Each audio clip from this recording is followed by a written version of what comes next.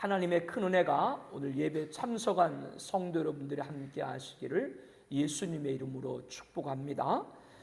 요셉은 아버지 야곱과 22년 만에 감격적인 상봉을 하고 아버지와 형제와 그의 가족들을 고센으로 인도하고 바로에게 가서 내 아버지와 내 형들과 그들의 양과 소와 모든 소유가 가나안 땅에 와서 고센 땅에 있나이다 라고 아뢰었습니다.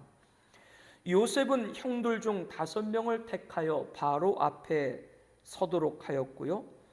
바로는 그들에게 너희 생업이 무엇이냐 라고 물었습니다.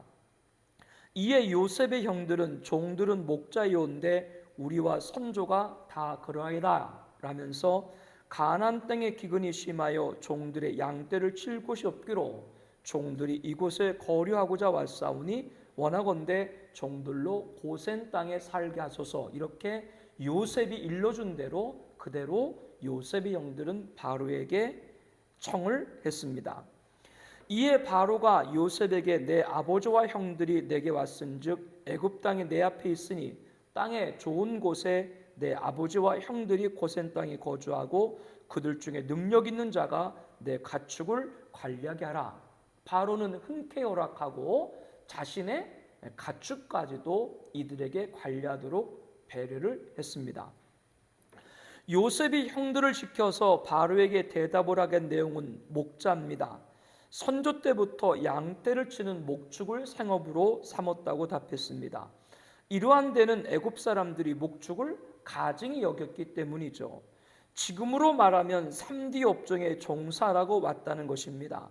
바로에게 야곱의 일가는 어떤 위해를 가하는 족속이 아니라고 하는 걸 밝히고 있는 것이죠. 이제 고향을 떠나 애굽에서 살게 되었으니 그 나라 사람들에게 불편하거나 부담스러운 자들로 비추면 안 되기 때문입니다. 이국에서 13년간 노비로 그리고 9년간 총리로 살아온 요셉은 애굽 바로와 백성들의 심리를 누구보다도 잘 알고 있었습니다. 그런 요셉은 자신의 아버지와 형들이 애굽에 살기 위해서는 그들이 하지 않는 일을 하도록 해야 된다는 것을 알았죠. 그것은 애굽 사람들이 가증히 여기는 무엇이라고요? 목축, 가축을 치는 일입니다. 그리고 이 목축은 아브람 때부터 전해온 생업이기에 누구보다도 이스라엘은 잘 알 수 있었던 것이죠. 지난 시간에도 말씀을 드린 것 같이 애굽은 어디를 상징을 해요? 세상을 상징합니다. 그렇다면 이 말씀을 적용할 때 성도가 이 세상에서 살아가는데 세상이 좋아하는 일에 참여하지 말아야 된다라고 하는 것을 우리가 찾을 수가 있습니다. 성도는 성도가 해야 될 일을 해야 하는 것이죠. 예수님께서는 성도들을 양으로 세상을 이루로 비유하면서 이렇게 말씀하셨죠. 우리 마태복음 10장 16절 말씀을 함께 보겠습니다. 보라, 내가 너희를 보냄이 양을 이리 가운데로 보낸과 같도다. 그러므로 너희는 뱀같이 지혜롭고 비둘같이 순결하라. 그러면 양인 성도는 일인 세상에 잡혀 먹여야 하는 것인가요? 그래서 주님은 이어서 뭐라 그런 거예요? 너희는 뱀같이 지혜롭고 비둘기같이 순결하라. 이렇게 말씀을 해준 것이죠. 우리들은 성도들로서 세상에서 공격을 받을 수 있지만 세상 사람들과 부딪힐 필요는 없습니다. 그러나 세상이 즐기는 것에 참여하지 않는 지혜와 순결을 가져야 하는 것이죠. 또한 오직 성령이 너에게 임하시면 너희가 권능을 받고 예루살렘과 온 유대와 사마리아 땅끝까지 이르러 내 증인 되리라. 성령의 권능, 능력을 또한 받아야 합니다. 고센 땅은 애굽에 있지만 이스라엘이 살아가는 공동체였죠.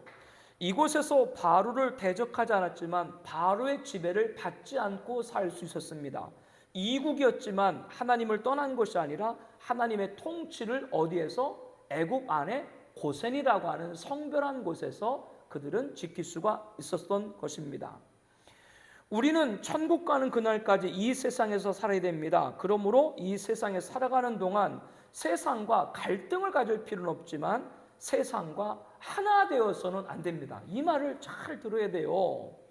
세상에 살아가면서 세상에서 일하고 있지만 세상에 뭐 하면 안 된다? 동화가 돼서는 안 된다라고 하는 겁니다. 그렇기 위해서 우리들에게 주님은 지혜와 순결과 능력이 필요하다라고 말씀한 거죠. 요셉이 고센을 거주지로 세운 데에는 애굽에 있지만 애굽과 하나 돼서는 안 되는 것을 알았기 때문에 애굽 사람들이 가증히 여기는 가축을 칩니다. 이렇게 명분을 삼고 실상은 어디요? 고센 땅에서 다른 애굽과 섞이지 아니하도록 요셉이 그런 지혜와 순결과 능력을 가졌다라고 하는 겁니다. 고센에는 그러한 터전으로 삼은 이유가 있는 거예요. 느부갓네살의 침략을 받아서 멸망당한 유대인들은 바벨론으로 포로로 끌려가서 70년 유수 동안 회당을 만들어서 예배를 드리고 성경을 가르쳤습니다. 이렇게 포로 생활하는 가운데도 유대인들은 회당을 통해서 예루살렘으로 고토를 간구를 했죠. 그 후 소아시아 등지 지중해 연안 전제에 걸쳐서 유대인들이 머무는 곳이면 이국에서도 회당을 세웠습니다. 그래서 신학시대 때 바울이 전도할 때 다른 여러 이방 도시에도 어느 곳에 회당에 곳에 유대인들에게 복음을 전했고, 지금도 전 세계 주요 도시마다 이 시나고그 회당들이 있죠. 제2차 세계대전 전후에 가장 많은 탄압을 받은 민족이 어느 민족이에요? 유대인들이죠. 전범국인 독일과 주축국들은 유대인들의 구역을 별도로 나누었습니다. 그것을 게토라고 하는데, 게토는 유대인들을 통제하는 데 목적이 있었지만 게토 그 안에서도 유대인들은 공동체를 이루고 나치의 만행 속에서도 하나님의 임재를 소망하고 하나님의 통치를 열망하며 하나님의 보호를 간구를 했습니다. 이렇게 포로 중에도 회당에서 세계대전 중 자신들이 차별을 위해 세운 게토에서도 유대인들은 공동체를 세우는 믿음을 지속했는데요. 이러한 전통은 야곱과 그의 자손들이 애굽으로 내려갔지만 어디에 거했다고요? 고센에 거하면서 신앙을 지킨 것이 그 시작이라고 할 수가 있습니다. 애굽에 있지만 애굽과 대립하지 않고 애굽과 하나 되지 않도록 하기 위한 거였죠. 그래서 훗날 출애굽 당시에 애굽이 재앙을 받을 때 하나님은 내 백성이 거주하는 어느 땅?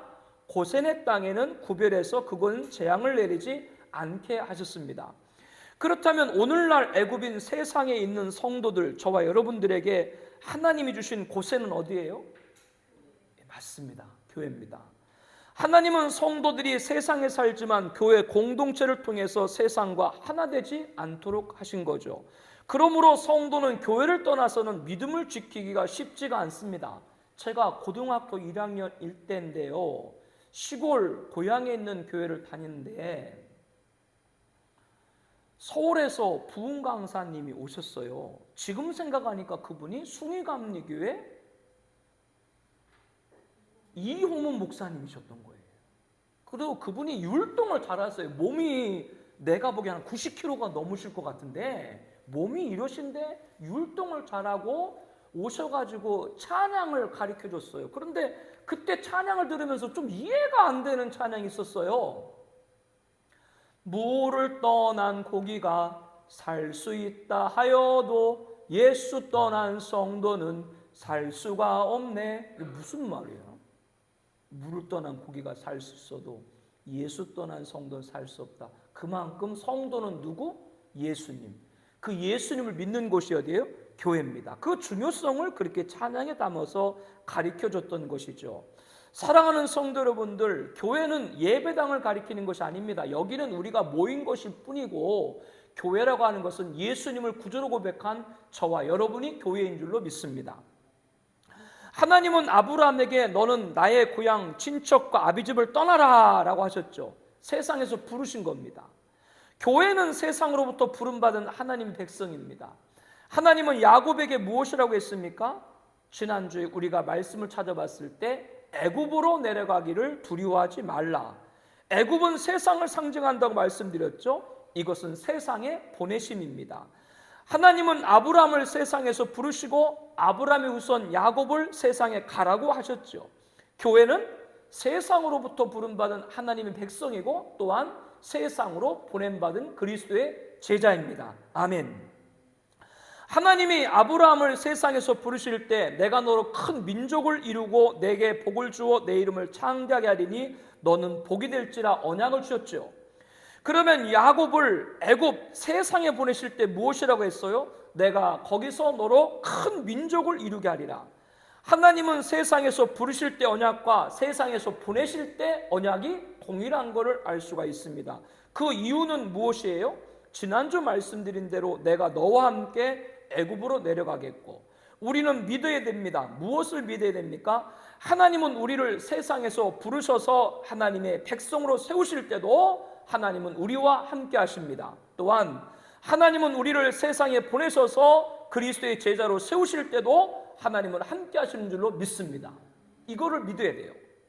그러므로 이 세상에 살지만 교회 안에 있을 때 우리는 세상에서도 하나님이 함께 하시고 우리가 큰 민족을 이루게 되고 복을 주어 우리 이름을 창대하게 하시며 복의 근원이 되게 할 줄로 확신합니다.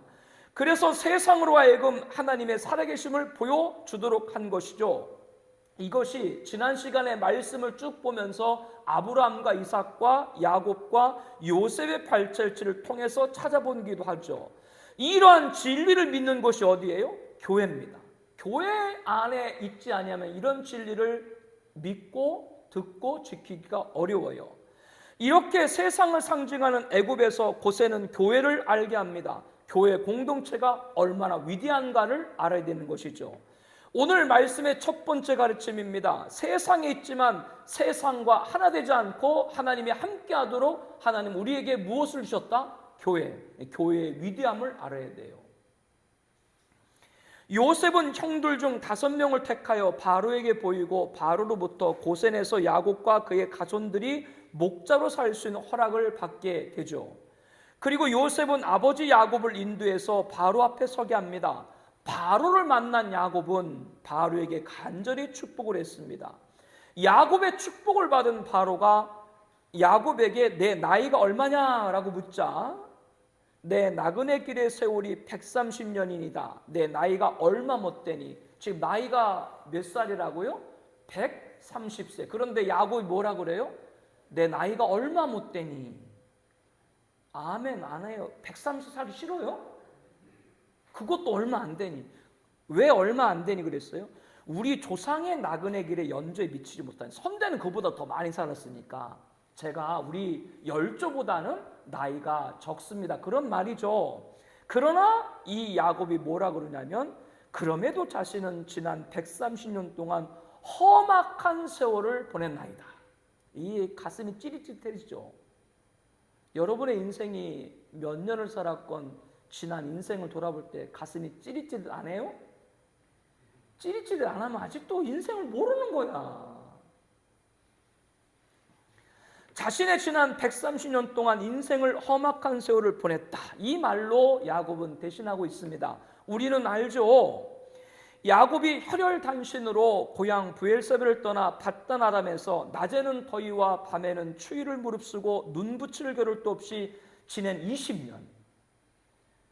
외삼촌 라반에게 10번이나 품삯을 변개돼가는 속임을 당했지만 하나님의 보호하심으로 대가족과 큰 부유를 이끌고 고향으로 돌아가는 길에 야복나루를 건너서 장자권 때문에 원수가 되었던 형 에서와 극적인 화해, 세겜 성읍에서 딸 디나가 당한 아픔, 노중에서 사랑하는 아내 라헬을 잃어야 됐지만 그 슬픔의 애통, 그리고 30년 만에 다시 찾은 집에서 아버지 이삭과 감격스러운 상봉, 먼저 떠난 라헬의 소생으로 가장 아끼고 아꼈던 요셉이 악한 짐승에게 해를 당해 죽은 줄 알고 차라리 수월 내가 죽어버리겠다 그렇게 말을 했던, 그런데 그렇게 죽은 줄만 알았던 아들 요셉이 애굽의 전국 총리로 서서 자신의 앞에 만나게 된 일까지 정말 야곱은 자신이 표현한 대로 험악한 세월을 살았나이다. 그러면 여러분들은 그 야곱의 인생을 쭉 보면서 어디쯤 와 있으세요? 이제 아들 요셉이 총리가 됐던 것처럼 여러분의 그런 은혜가 앞에 있겠지. 그런 꿈을, 소망을 가져야 되죠. 그래야 지나온 시간들이 결코 헛되지 않고, 중요한 건 뭐예요? 소망을 가질 때 헛되지 않은 것이죠. 이렇게 야곱은 자기의 모든 일생을 험악한 세월을 세웠다. 그런데 중요한 건요, 지금 130년 험악한 세월을 산 야곱 앞에 서 있는 사람이 바로인데, 바로가 어떤 사람이에요? 천하를 지배하는 황제입니다. 그런데 축복은 누가 하고 있어요? 강력한 권세를 가진 바로가 야곱에게 축복하고 있습니까? 험악한 세월을 산 야곱이 바로를 축복하고 있습니까? 후자죠. 야곱은 바로를 만난 자리에서도, 대화를 마치고 나오는 자리에서도 바로에게 축복하고 그 앞에 나오니라 라고 말씀합니다. 이 말씀에서 우리는 두 번째 가르침을 받을 수 있습니다. 교회의 축복권입니다. 교회의 무슨 권이요? 축복권이요. 교회는 세상을 축복해야 됩니다. 예수님께서는 12제자를 부르시고 더러운 귀신을 쫓아내고 모든 병과 모든 약한 걸 고치는 권능을 주셨습니다. 예수께서 12를 세상에 보내시면서 명하여 가면서 전파해 말해야 돼. 천국이 가까웠다 하라. 병든 자를 고치며 죽은 자를 살리며 나병한 자를 깨끗하게 하며 귀신을 쫓아내되 너희가 거저받았으니 거저주라. 교회가 세상에 전할 축복은 이 말씀입니다. 천국이 가까이 왔다라고 전해야 됩니다.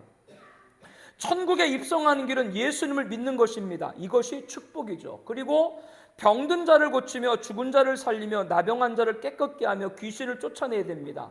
이런 일을 어떻게 할 수 있습니까? 예수 이름으로 할 수가 있습니다.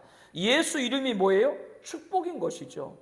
우리는 거저 받았으니 거저 주라고 하십니다. 우리가 받은 구원은 하나님의 선물이죠. 예수 이름은 거저 받은 것입니다. 그 예수를 세상에 전하는 것입니다. 왜? 예수가 가장 큰 축복이기 때문이죠. 여러분 그걸 믿습니까? 교회는 세상에 전해야 됩니다. 무엇을 전해야 됩니까? 예수를 전해야 됩니다. 왜? 예수가 가장 큰 축복이기 때문이죠. 강력한 권세를 가진 바로를 험악한 세월을 산 야곱이 축복했듯이 화려한 세상에서 모든 것을 가진 것 같은 사람들에게 초라해 보일지라도 우리는 화려한 세상에 갖지 못한 예수, 그 예수를 전해야 될 줄로 압니다. 우리는 그런 축복권이 있다라고 당당해야 되는 거예요. 당신이 나보다 뭐가 많고 뭐가 많이 가진지 모르겠지만 나에게는 뭐가 있다? 당신이 없는 예수, 영원한 생명과 천국을 주신 예수가 내 안에 있다. 그것이 여러분이 축복할 수 있는 축복권인 줄로 압니다. 바로는 똑똑히 본 거예요. 요셉을 세우니까 얼마나 많은 복을 자신이 받았는지를 알았던 거죠. 요셉과 함께 하신 하나님은 야곱에게서 이어져온 것도 바로는 이제 알게 된 거예요.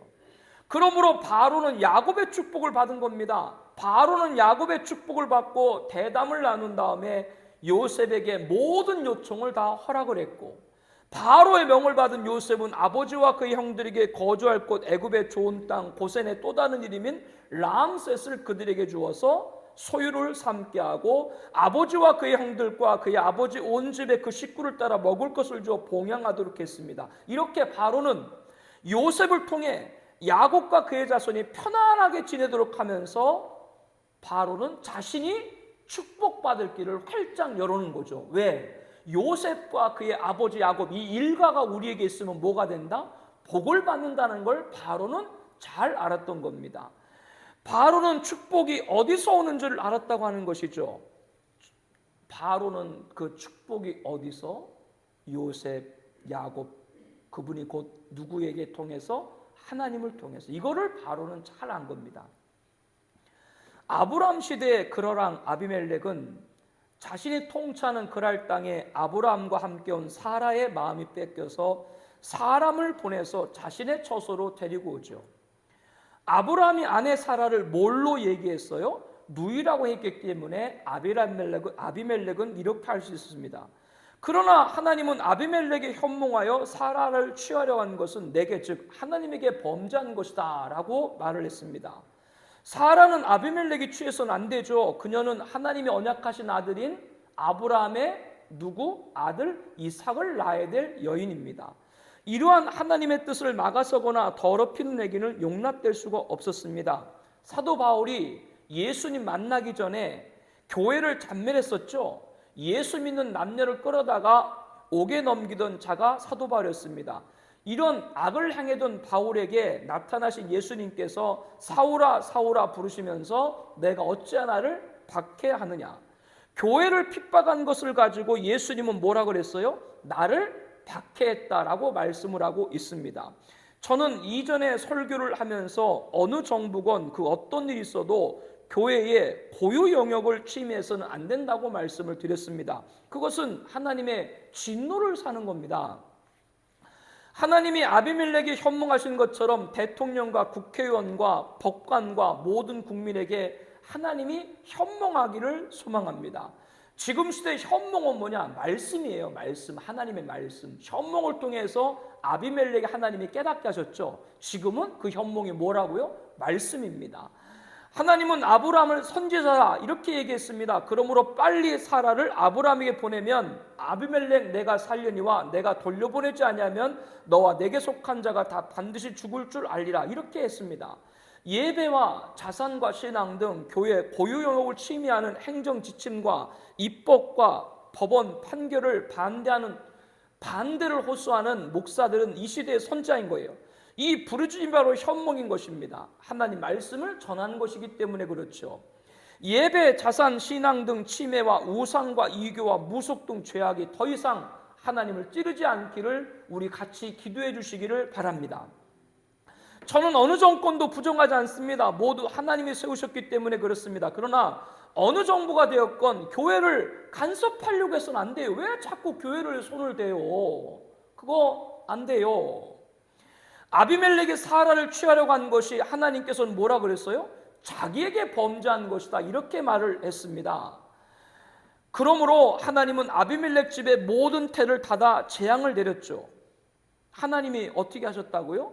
아비멜렉 집안의 모든 태, 그 집안의 왕실, 심지어 그 집안의 하속들, 종들의 태까지 다 닫았다. 왜 대한민국이 전 세계에서 출산율이 가장 적을까? 표면적인 이유는 결혼을 안 하고 결혼을 해도 뭐를 안 낳으려고 그래요? 아기를 자꾸 안 낳으려고 하니까 이게 외적인 원인인데 혹시 우리나라가 하나님 기뻐하는 일을 하지 아니해서 인구가 주는 건 아닌가? 이건 영적으로 볼 때요. 그런 생각도 저는 깊이 해보게 됩니다. 정부와 국회와 법원은 하나님이 기뻐하지 않는 일을 하면 심각한 위기에 놓일 수 있다는 걸 알아야 됩니다. 아비멜렉은 자신 수하의 모든 종들에게 하나님의 현몽에 대해서 전하자 그들은 두려워했습니다.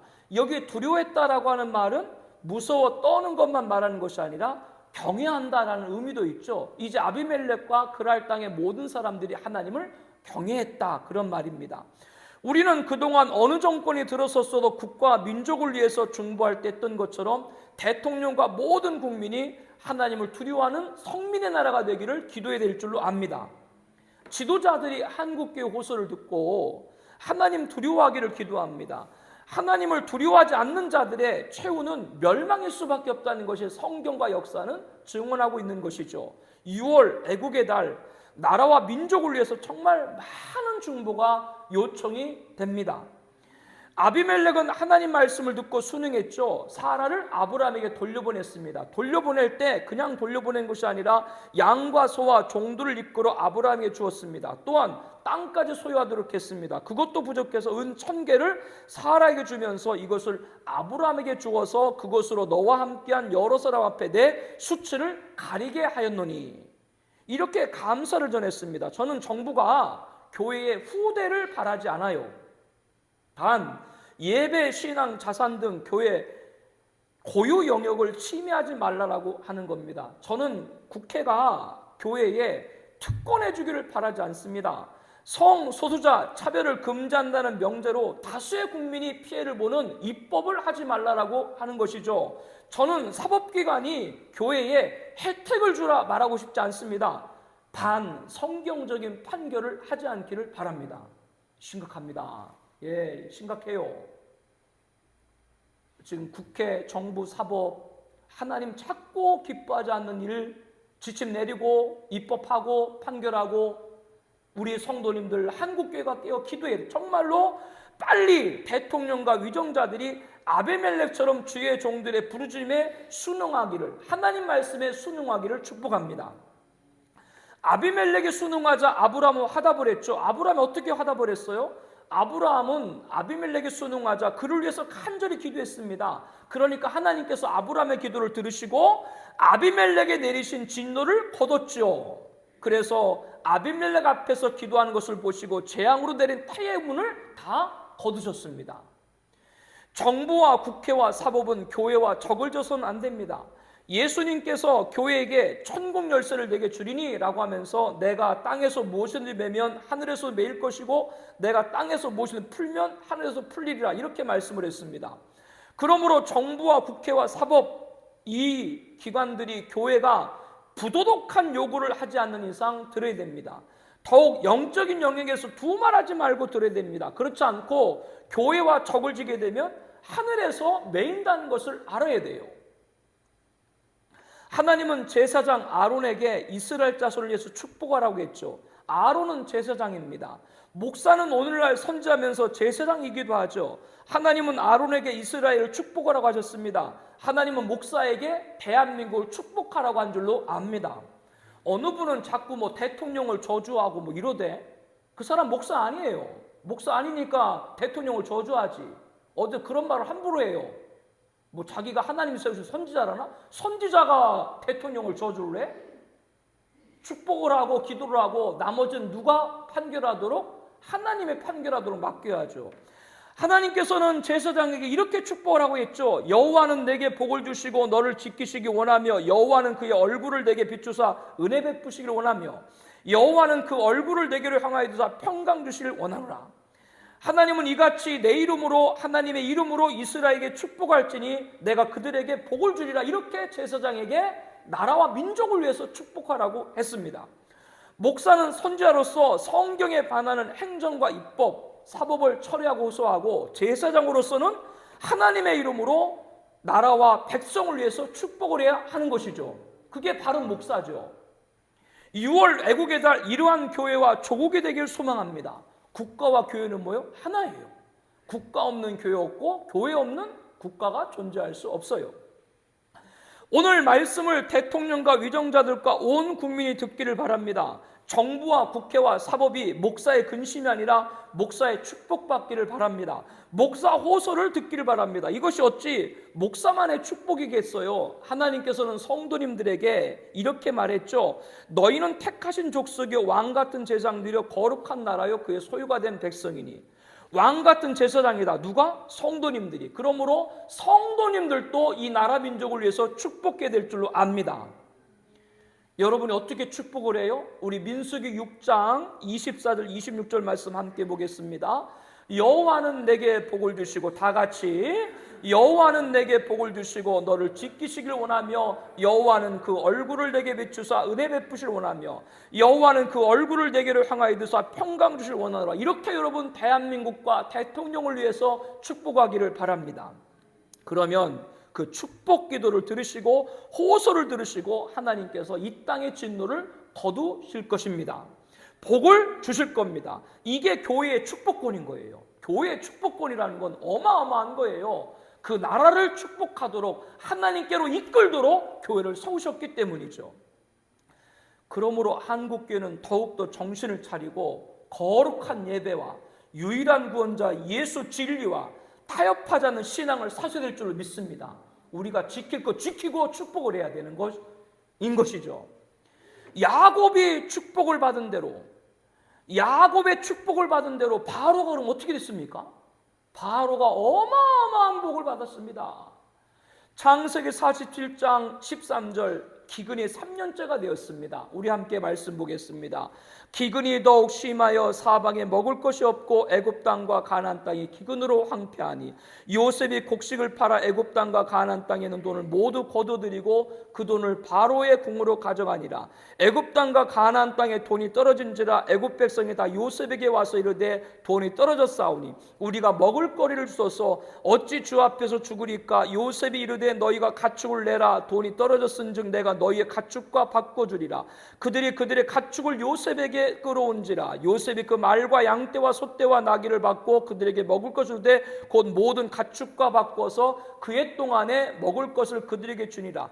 요셉은 식량의 대금으로 받은 애굽의 모든 재물과 가축들을 거두어서 바로에게 주었습니다. 그뿐 아니죠.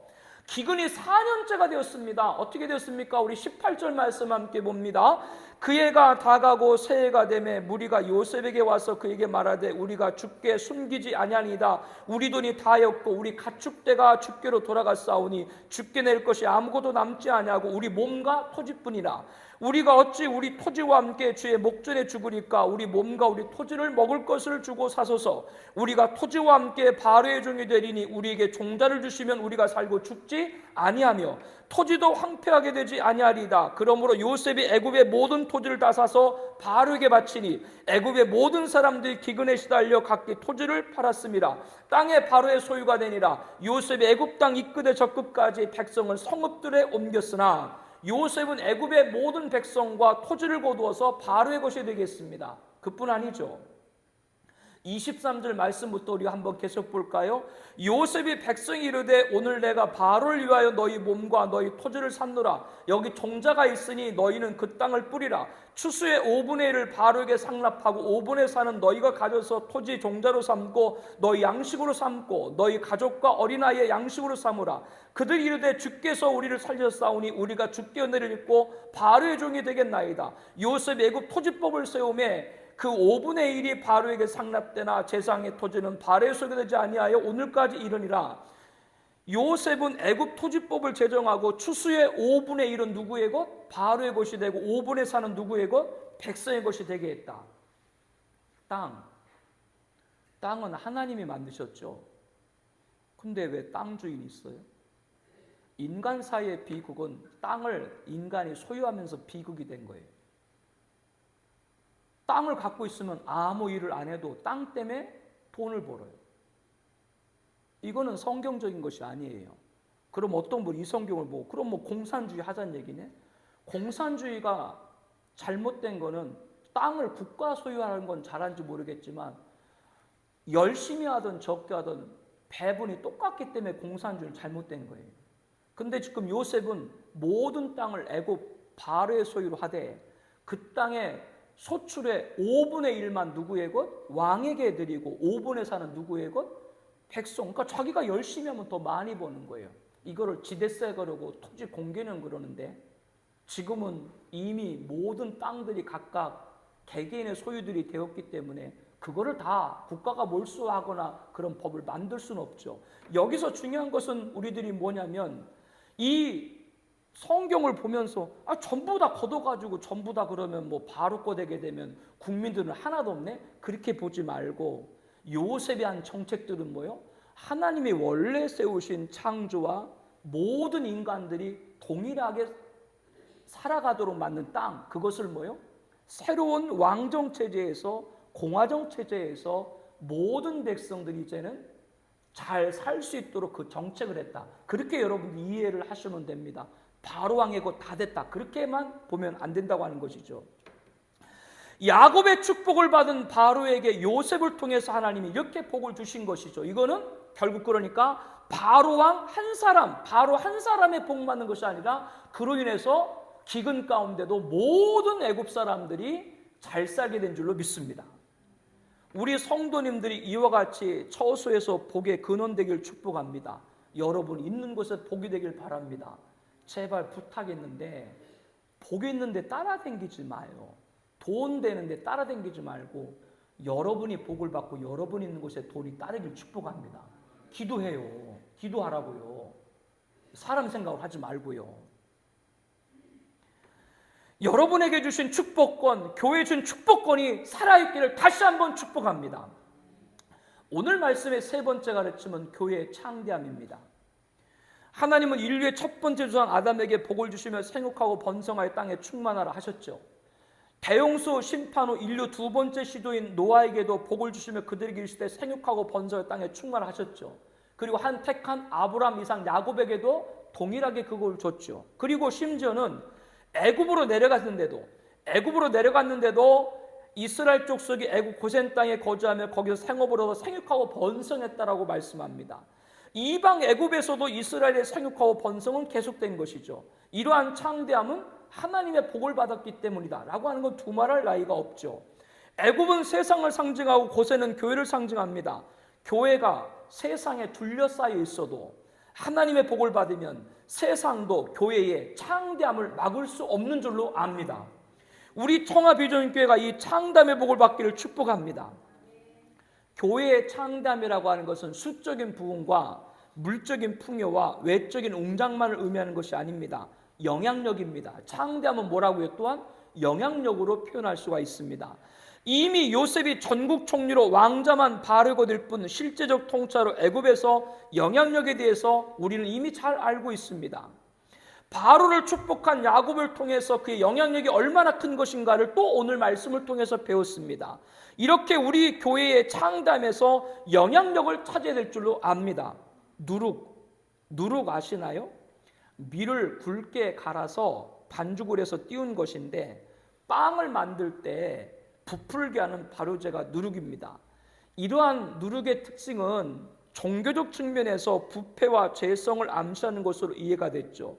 예수님께서 그릇된 가르침, 진리를 왜곡시키는 종교 지도자들, 정치 집단의 사악함에 이 선을 경계하도록 그들의 누룩에 빠지지 말아라 이렇게 말씀을 했습니다. 그러나 이렇게 부정적인 비유로만 사용된 것이 아니라 천국의 확장성을 강조할 때 이 누룩이란 단어가 긍정적으로 사용됐습니다. 예수님께서 누가복음 13장 20절 21절 이렇게 말씀했습니다. 우리 함께 보겠습니다. 또 이르시되 내가 하나님 나라를 무엇으로 비교할까? 마치 여자가 가루소말 속에 넣어 전부 부풀게 한 누룩과 같으니라. 아멘. 이 말씀을 통해서 주님은 교회가 세상에 선한 영향력으로 하나님 나라를 확장하라고 권면하고 계신 것이죠. 이게 교회의 창대함이에요. 그러니까 교회의 창대함을 해석할 때 외적인 부흥만 아니라 뭐가요? 영향력. 소망하기는 이 누룩은 누룩인데 그릇된 진리를 퍼뜨린 누룩이 아니라 하나님 나라를 확장하는 누룩이 되기를 축복합니다. 우리 교회가 하나님 나라 확장하는 누룩, 그런 선한 영향을 끼치는 교회가 되기를 다시 한번 축복을 합니다. 야곱은 애굽 고센에서 후손들이 거주하고 생업을 얻고 생육하고 번성하는 걸 보면서 17년을 살았습니다. 이제 그의 나이 147세가 되어서 열조에게 돌아갈 날이 얼마 남지 않았다라는 걸 알았죠. 야곱은 요셉에게 내가 죽거든 애굽에 장사하지 말고 가나안 땅 조상의 묘지에 장사하라고 그렇게 명했습니다.